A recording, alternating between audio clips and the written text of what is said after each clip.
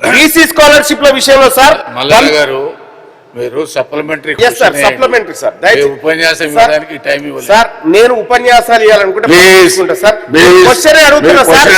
నా క్వశ్చన్ దీంట్లో ఉంది సార్. నేను ఇది కాకుండా వేరే అంశం మాట్లాడను సార్.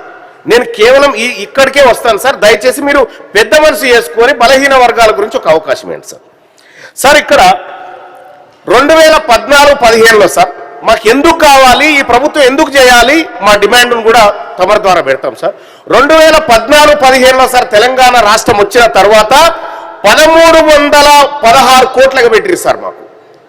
ఆ తర్వాత 2015-16లో 1099 కోట్లు, 2018-19లో 2468 కోట్లు, ఇట్లా దాదాపు 8462 కోట్లు ఎగబెట్టిరు. కాబట్టి ఈ ప్రభుత్వము అధికారంలోకి వస్తే బీసీ సప్లాన్ తీసుకొస్తామనేటువంటి మాట చెప్పింది. కాబట్టి ఈ కళ్ళ ముంగట కనిపిస్తున్న సాక్ష్యాలన్నీ సభ ముందు పెడుతూ బీసీలకు సప్లాను అమలు చేసేటువంటి ఇష్టం ఉందా లేదా ఈ ప్రభుత్వానికి?